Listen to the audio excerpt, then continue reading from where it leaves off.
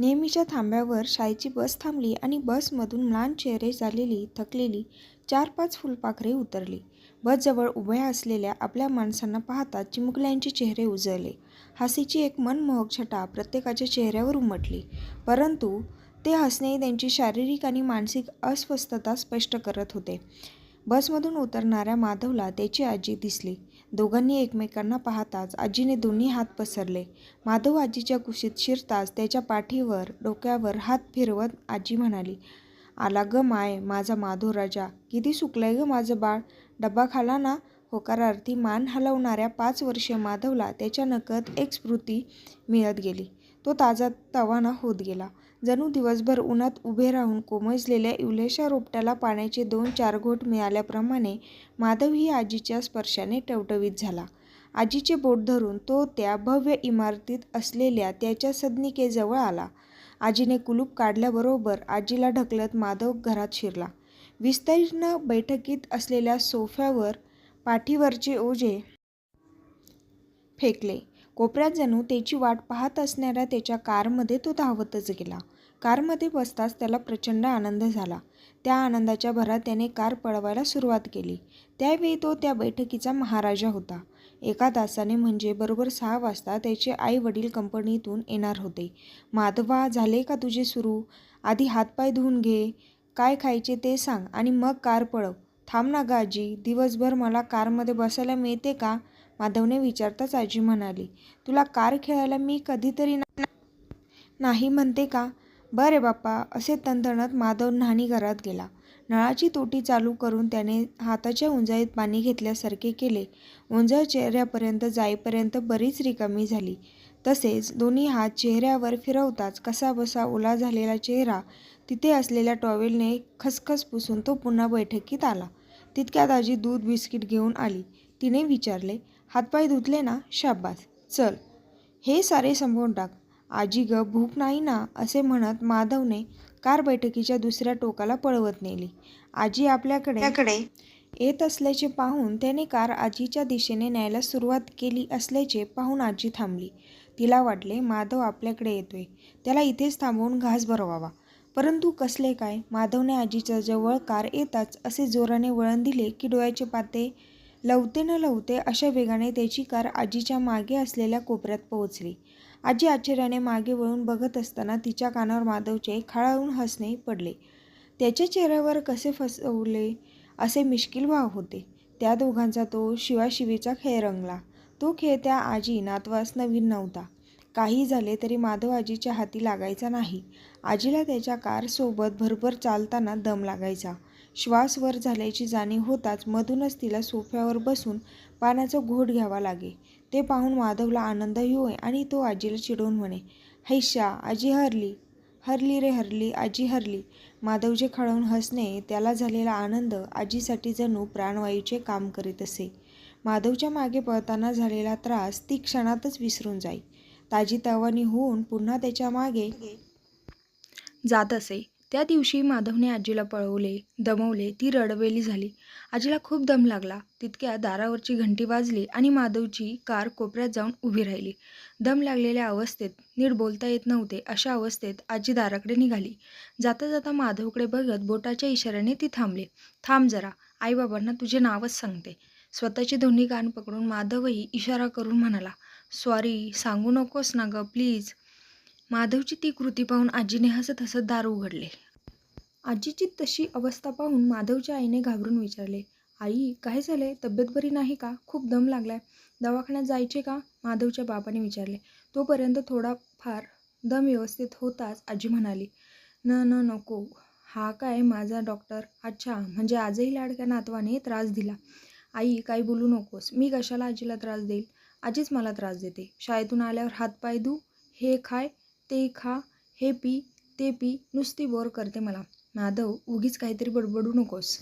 "अहो, याला काहीतरी सांगा बरे. सारखी किरकिर चालू असते. उर्मटपणे बोलतोय बघा." माधवची आई म्हणाली, "अगं, असा त्रागा करू नकोस. त्याचे वय ते काय? हे बघ, त्याचाही विचार आपण करायला हवा.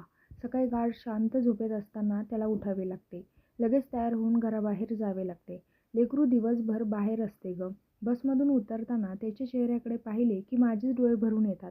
त्यामुळे होते त्याची किरकिर. आई, अहो पण तुझेही बरोबर आहे. तुम्हाला सकाळी लवकरच घराबाहेर पडावे लागते. तिथेही का आराम असतो? तुम्हीही थकून भागून घरी येता. तुमचीही चिडचिड होते. पण आपणच सांभाळून घ्यायला हवे. घरी आल्यावर तुमचा कोणाचाही मूड जायला नको. आधी सारे फ्रेश व्हा. मी मस्त आले टाकून चहा करते. थांब, काही बोलू नको. आलेच म्हणत आजी स्वयंपाकघरात गेली आणि माधव टुणकन उडी मारून आईबाबांच्या मध्ये जाऊन बसला. दोघांचेही हात तत्परतेने त्याच्या डोक्यावरून पाठीवरून फिरत होते. त्या स्पर्शाने तिघांच्या शरीरामध्ये एका वेगळ्याच संवेदनेचे प्रवेश केला. थोड्या वेळाने आजी एका ट्रेमध्ये चहा आणि बिस्किट घेऊन आली. आविष्कार पाहून तिचे डोळे पाणावले. चला चला घ्या, गरमागरम चहा आणि बिस्किटे, आजी म्हणाली आणि सारे सावरून बसले. प्रत्येकाने चहाचा कप आणि बिस्किटे उचलली. 1-2 बिस्किटे खाऊन होत नाहीत तोच, माधव म्हणाला. आजी बघ, आईबाबांनी हातपाय धुतले नाहीत. अरे विसरलोच की, बाबा म्हणाले. तशी आजी म्हणाली, ठीक आहे, चालते एखाद्या दिवशी. नाही, ही चिटिंग आहे. आजी, तू मला शाळेतून आल्याबरोबर हातपाय धुवायला लावतेस. एखाद्या दिवशी नाही धुतले तर मला धपाटा देते. आजी तुला मारते? खोटे बोलायचे नाही. मारते मारते मारते. जा, मी कोणालाच बोलत नाही. तुम्ही सगळे वाईट आहात, म्हणत माधव रागारागाने हातातील बिस्किट खाली फेकून आत निघून गेला. ते पाहून बाबा उठत असल्याचे पाहून आजी म्हणाली, थांबा, उठू नका. तुम्ही चहा घ्या. 2 मिनिटात येईल तो. आई, अहो माधवचा हट्ट वाढत चालला आहे. बरोबर आहे तुझे. कसे आहे, त्याच्या वयाच्या मानाने त्याला दगदग जास्त होते. या बदललेल्या जीवनशैलीची सवय झाली ना की होईल तो नॉर्मल. मुळात खूप हुशार आहे ग लेकरू. आजी बोलत असताना तिथे आलेला माधव म्हणाला, बाबा आईस्क्रीम खायला कधी जायचे? जाऊ जाऊ असे म्हणता तुम्ही, त्यावर कुणी काही बोलणार की? आजी म्हणाली, माधवराजेचे बाबा आज आईस्क्रीम खायला नेणार. हे आईस्क्रीम येणार, पण आज आता ताबडतोब गृहपाठ पूर्ण करायचा. आईने बजावले. ओके माय डिअर आई, थँक्यू आजी, असे म्हणत माधव आत गेला. 2 महिन्यापूर्वी माधवला KG या वर्गात टाकले होते. त्यामुळे त्याची एकूण सारी जीवनशैली बदलली होती. सकाळी लवकर उठून घड्याळाकडे बघत बघत सारे आटपून तो निघत असे. डोळ्यात झोप असलेल्या अवस्थेत तो शाळेच्या बसची वाट पाहत उभा राहत असे. दिवसभर शाळेत वेगवेगळ्या कसरती करत करत सायंकाळी 4 वाजता घरी परत येत असे. अशा चक्रव्यूहात अडकल्याने त्याचे बालवयातले स्वातंत्र्य हिरावले जात असल्याने तो चिडचिडा झाला होता. विशेष म्हणजे तो आजीवर जास्त चिडू लागला. आईस्क्रीम खाऊन आल्यानंतर 2-3 दिवसांनी तो प्रकार घडला. त्या दिवशी साध्या कारणाने तो आजीवर चिडल्याचे पाहून त्याच्या आईने त्याला मारताच माधव गळा काढून रडत खोलीत जाऊन पलंगावर पडला. थकल्यामुळे दमल्यामुळे त्याला काही क्षणातच झोप लागली. अधूनमधून हुंदके देणे चालू होते. बैठकीतील वातावरण गंभीर झालेले असताना आजी उठली. खोलीत डोकावून ती म्हणाली, झोपलाय पण अशांत आहे, हुंदके देतोय. ते ऐकून माधवची आई आत गेली. माधवला पाहताच तिचे मन भरून आले. त्याच्याजवळ बसून त्याच्या डोक्यावर, चेहऱ्यावर, छातीवर हात फिरवत होती. काही क्षणातच माधव शांत झोपला. थोडा वेळ त्याच्याजवळ बसून त्याची आई बाहेर येऊन म्हणाली, आत्ता शांत झोपलाय, जेवलाही नाही, झोपू दे, रात्री उठला तर देईन त्याला खायला. कसे आहे, त्याच्या पाठीवर दप्तराचे ओझे तर तुमच्या मनावर कामाची धसके. तिघेही मनाने शरीराने थकून जाता. त्याचाच परिणाम आहे हा. हेच वय असतं. मुलाला उमलू द्यायचे, खेळू द्यायला हवे. नाही याचा अर्थ असा नाही की त्यांच्या खोड्यांकडे दुर्लक्ष करायचे. आजी बोलत असताना माधवचे बाबा म्हणाले, आई तुझे बरोबर आहे, पण मला वाटते परिस्थिती अजून हाताबाहेर जाण्यापूर्वी म्हणजे त्याचा हट्ट अधिक वाढण्यापूर्वी आपण एक साधा प्रयोग करून पाहूया. कदाचित फायदा होईल. असे सांगून त्यांची हळू आवाजात स्वतःची योजना त्या दोघींना व्यवस्थित समजावून सांगितली. दुसऱ्या दिवशी सकाळी माधवला त्याच्या आईने उठवताच माधव म्हणाला, आई आजी कुठे आहे? आजी खोलीत आहे. उठ लवकर, बस येईल, दप्तर घेऊन आवरून घे. मी का? आजी देईल की. आजी ये आजी, असे ओरडत माधव आजीच्या खोलीत गेला. तिथे त्याची आजी तिच्या साऱ्या साड्या आणि इतर वस्तू एका बॅगेत भरत असल्याचे पाहून माधवने विचारले, आजी हे काय करतेस? आपण कुठे गावाला जाणार आहोत का? हो, पण एकटी आजी जाते. त्याच्या पाठोपाठ आलेले त्याचे बाबा म्हणाले, असे का? मी पण जाणार. नाही, तुझी शाळा आहे. मग मला सुट्टी लागल्यावर जाऊ. नाही, तू आजीला त्रास देत आहेस ना, म्हणून आजी वृद्धाश्रमात जात आहे. बाबा म्हणाले, माझ्या मित्राचे अजितचे आजी बाबा तिथेच राहतात. अजित त्याच्या आईबाबांसोबत दर रविवारी त्यांना भेटायला जातो. आपणही दर रविवारी आजीला भेटायला जाऊ. त्याचे बाबा सांगत असताना माधव रडवेला होता.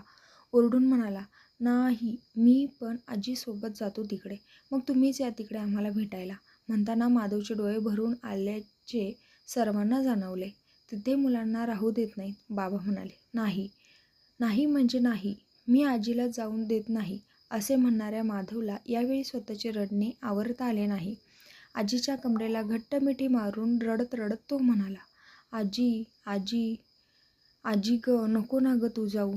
थांब ना ग आजी. मग मी तुला त्रास देणार नाही ग. नाही रे बाळा, मी तुला रे सोडून कशी जाईल बरे.